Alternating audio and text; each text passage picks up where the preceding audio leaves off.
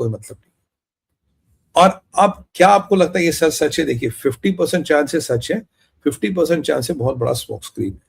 क्योंकि अमेरिका को अगर मैं ट्रेंड देख रहा हूँ, वो हर वो चीज कर रही है जिसकी ईरान को कहीं ना कहीं ये संकेत मिल रहे कि इनमें आपस में फूट है, ये लड़ेंगे नहीं, कोई फोर्स बना नहीं, नेटो में टूट पड़ने वाली, नेटो बदलने वाला है।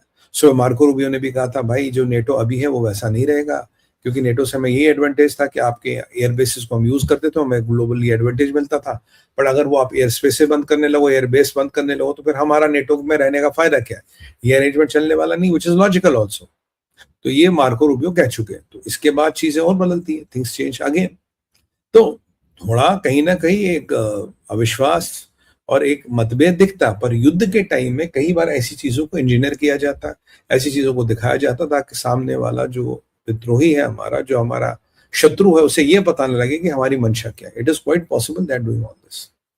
पर मुझे ये नहीं लगता कि यूके के पास न लड़ने के सिवा कोई विकल्प है। और पहले खबर आई थी कि फ्रांस, यूके और US they will lead the assault of opening straight of Hormuz.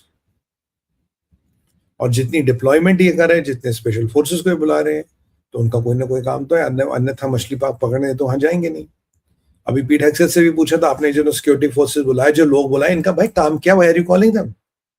उसने बोला हर चीज ऑप्शन है, मैं कोई भी ऑप्शन क्लोज करूंगा तो मेरा दुश्मन समझ जाएगा मेरी रणनीति क्या है, इसलिए मैं हर ऑप्शन को खुला रखना चाहता हूं। मैं किसी भी ऑप्शन को क्लोज नहीं करूंगा, इनफैक्ट मैं ऑप्शंस बढ़ाऊंगा ताकि उसके ये समझना है मेरा रियल ऑप्शन क्या है। मिलिट्री स्ट्रैटेजी में ऐसा सोचा जाता है, इसमें कोई नई बात नहीं है, इसमें कोई बिल्कुल ठीक बात है। अब ये भी मिलिट्री स्ट्रैटेजी हो सकती है, डेजोनेंस क्रिएट करना, मतभेद क्रिएट करना, ताकि ईरान को आइडिया भी ना हो कि वो कहां से हिट हो रहा है। अब पीट हेक्सेट कह रहे हैं मेरे दुश्मन को तो मैं 15 जगह से हिट कर सकता हूं, मेरा काम 15 को 14 नहीं करना, मेरा काम 15 को 25 करना है, so that his more resources get divided, he gets more scattered and I take the best shot, which is right. इसके बाद लेबनान का मास्टर प्लान क्या है? देखिए Israel has unfortunately lost 4 soldiers today, और अभी भी खबर आई शायद 1 more soldier has been lost. कल 2 लॉस्ट किए थे। तो मतलब लेबनान के ग्राउंड असॉल्ट में डेथ रेट इजरायलियों का बढ़ रहा है। 4 के बाद 2 सोल्जर, 6 सोल्जर। और एंटी टैंक मिसाइल जो है ये बहुत बड़ा इसमें कहीं ना कहीं इसका रोल है। और अदवान फोर्स जो है, ये जो हिजबुल्लाह का स्पेशल फोर्स मान लीजिए आप, ये इसका कुछ ना कुछ लेना दे रहा है। और इनके अटैक्स, इनके एंटी टैंक मिसाइल्स के कारण ही हो रहा। अभी एंटी टैंक मिसाइल्स किस कंट्री ने इनको दी, कहाँ से आई, वो सबसे अध्ययन का विषय है। और इस सब में कहीं ना कहीं तार इसके चीन से ही जुड़ेंगे, ये ईरान से या चीन से ही जुड़ेंगे, और कहीं इसके तार जाते नहीं।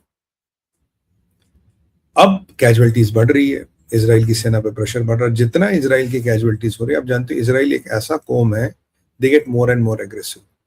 बेंजामिन नेतन्याहू ने कहा था 1000 स्क्वायर किलोमीटर का एरिया बफर क्षेत्र बनेगा। इजराइल कट्स ने अनाउंस किया कि 6 लाख लोगों को हमने इवैक्यूएट कर लिया है लितानी रिवर के उस पार, और वो इस पार कभी नहीं आ पाएंगे। अब ये पूरा क्षेत्र जो है ये इजराइल बफर जोन बनाने वाला है। 6 लाख लोग जिनको इवैक्यूएट करा है लितानी के उस पार, they won't be able to come to this पार बैक टू देयर होम्स। इनके साउदर्न लेबनान जो है उसमें अब कोई आबादी नहीं होगी, there will be no villages, nothing. और जो आपका नॉर्दर्न इजराइल है, नॉर्दर्न इजराइल की सुरक्षा के लिए साउदर्न, यानी कि ये इजराइल का ये पार्ट है, ये नॉर्दर्न इजराइल, ये साउदर्न लेबनान। तो साउदर्न लेबनान की टेरिटरी इजराइल परमानेंट ऑक्यूपाई कर रहा है, जैसे हमने गाजा में और इत्यादि में हमने टेरिटरी ऑक्यूपाई की, ये भी हम टेरिटरी ऑक्यूपाई करेंगे। तो जो ग्रेटर इजराइल का बेंजामिन नेतन्याहू का एक नक्शा था, एक प्लान था, वो हमें फ्रैक्टिफाई होता हुआ नजर आ रहा है, वो हमें जमीन पर उतरता हुआ नजर आ रहा है कि हाँ, हम इस एरिया को पूरा कब्जे में ले लेंगे। That is it, that is how it is going to be. हम इसको खाली नहीं करेंगे। और आप जानते हैं कि यहाँ चेचेंस का भी एक एंगल आया। चेचेंस ने कहा कि भाई अगर इजराइल और अमेरिका ईरान को इन्वेड करेगा तो हम कूद जाएंगे। अब चेचेंस है तो बाई नेशनलिटी रशियंस, तो क्या रशिया की पूंछ या रशिया का पैर आ रहा है इस युद्ध में? क्या पुतिन चेचेंस को कंट्रोल कर पाएंगे? एक नॉर्मल डे होते कर लेते, आजकल जो यूक्रेन के साथ युद्ध चल रहा है इसमें नहीं करेंगे। यूक्रेन को भी दिन ब दिन ये पता लग रहा है मेरे से हाथ तो खींचा जा रहा है। जब अब इसीलिए ज़ेलेंस्की अपना सेल्समैन की नौकरी कर रहा, हर जगह मिडिल ईस्ट में जा रहा, मेरे पास डिफेंस टेक है, मैं अपने बंदे प्लेस कर दूंगा, मैं तुमको शाही ड्रोनों से बचा पाऊंगा, अपने आप को नहीं बचा पाया तो मैं जरूर बचाऊंगा। ये जेलेंस्की की पोजीशन है, but is it working? Will he be able to do something? I don't know, क्योंकि सारी सिचुएशन बदल रही है। और अगर हम वास्तविकता पे जाए, अगर ट्रम्प का थ्रेट सच है, तो नेटो की हालत खराब, यूके की हालत खराब, फ्रांस की हालत खराब, और पुतिन का बहुत बड़ा एडवांटेज, यूक्रेन की हालत खराब। ये लोग कुछ नहीं कर पाएंगे। यूके के पास शायद 40,000 की सेना है, लग्जमबर्ग के पास 942 लोग की सेना है।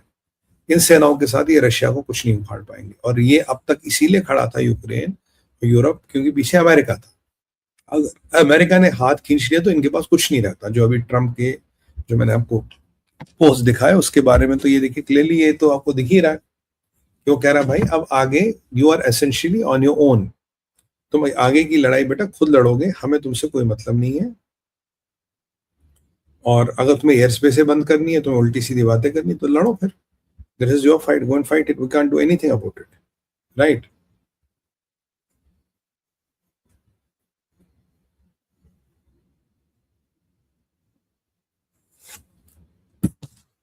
अब कल एपिक फ्यूरी को लेके एक बड़ा अपडेट है। कल के 24 घंटे जो गए, लोवेस्ट मिसाइल्स और ड्रोन्स ईरान ने दागे अब तक। मुझे तो लगता था 51 दिन चलेंगे, 51 साल से मिसाइलें बना रहे, 31वें दिन ही मामला ठर्स हो गया कि भाई जागे हैं। और कल कल रात के ऑपरेशन में कम से कम 200 से ज्यादा बंकर्स को ध्वस्त कर दिया गया। अब ये जो ट्रम्प फोटो लगा रहे थे आज, इसमें हमने बात भी की, ये वाली फोटो जो है, ये जो आप यहाँ एक्सप्लोजन देख रहे हैं, इसका मतलब क्या है? What does this tell you? देखिए, 3 चीजें समझने की जरूरत है। अगर मुझे स्ट्रेट ऑफ हॉर्मोज पे जाना है, खर्ग आइलैंड चाहिए, लद्दाख आइलैंड चाहिए, जो भी चाहिए, नो सबमरीन्स, नो मिसाइल्स, ये नहीं होनी चाहिए। दुश्मन के पास अगर सबमरीन्स है, आई हैव अ प्रॉब्लम। दुश्मन के पास अगर मिसाइल्स है, आई हैव अ प्रॉब्लम। और दुश्मन के पास अगर माइंस है, आई हैव अ प्रॉब्लम। ये 3 चीजें नहीं होनी चाहिए। अब आप देखिए, धीरे धीरे धीरे धीरे उन्होंने नेवी को तो ध्वस्त कर दिया, सबमरीन्स फूक दिए, माइंस को इन्होंने निकाल दिया। अब IRGC का एक बड़ा एम्युनिशन डंप था only for straight of Hormuz, उसको ध्वस्त किया गया। अगर मैं एक ईरान का नक्शा खींचूं तो यहाँ 3 जगह आपको इंपॉर्टेंट मिलेगी। फर्दो गया, नेटांस डिसिमेटेड, पिकेक्स माउंटेन, और तीसरा है इस्फहान। इस्फहान में आपका कन्वेंशनल वेपन भी है, न्यूक्लियर वेपन भी है। और जो इस्फहान रिसर्च सेंटर के आसपास ये जो कुछ अनरिच्ड यूरेनियम जो नेटेंस में ना वहां रखा गया था, इसको भी डिस्ट्रॉय करना है। 2 दिन पहले मैंने आपको बताया था कि 4 B-2 बॉम्बर्स आके कोई बड़ा मिशन करके गए और वो वापस मिनेसोरी चले गए। कल कल की बात है, कल या परसों की बात, सुबह की बात मैंने आपको कहा था। आज सुबह मैंने आपको कहा कि भाई 9 B-1 बॉम्बर्स उठे हैं और they are gone for a big mission.